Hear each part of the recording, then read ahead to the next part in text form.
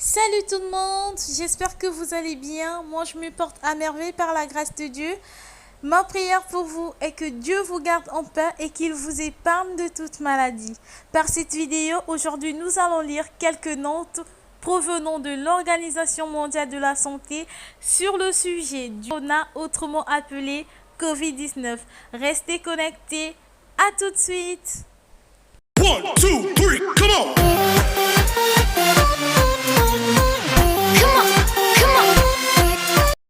Premièrement, ce qu'il faut savoir est que la COVID-19 est une maladie infectieuse et les coronavirus forment une vaste famille des virus qui peuvent être pathogènes chez l'homme et chez l'animal.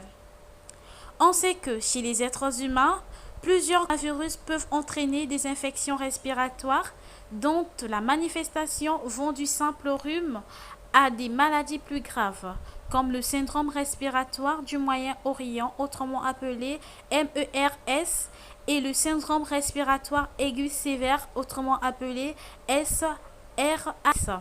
Le dernier coronavirus qui a été découvert est bien responsable de la maladie actuelle coronavirus, autrement appelé COVID-19. Selon l'Organisation mondiale de la santé,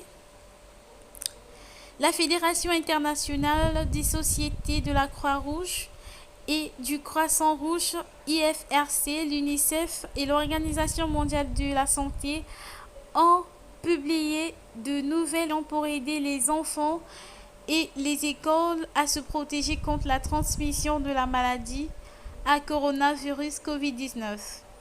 Ces directives fournissent des éléments fondamentaux et des listes de vérification pratiques pour préserver la sécurité des établissements scolaires. Elles apportent des conseils aux autorités nationales et locales sur la possibilité d'adaptation et de mise en œuvre des plans d'urgence pour l'installation éducative.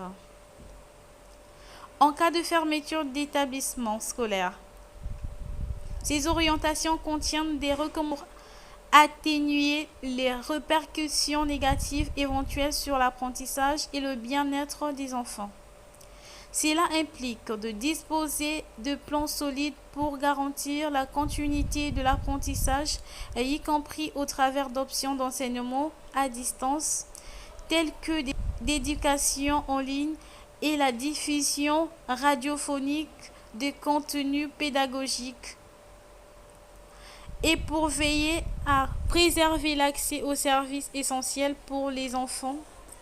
Ces plans doivent également inclure les mesures nécessaires pour réouvrir les établissements de toute sécurité lorsque les établissements restent ouverts et pour s'assurer que les enfants et leurs familles sont constamment protégés et informés des orientations appelant. Communiquer aux enfants des informations sur les moyens à leur disposition pour se protéger. Promouvoir les meilleures pratiques en matière de lavage des mains et d'hygiène, de mettre à disposition des produits d'hygiène. Laver et désinfecter les bâtiments scolaires, notamment les installations d'approvisionnement en eau et en assainissement. Augmenter la circulation de l'air et de la ventilation.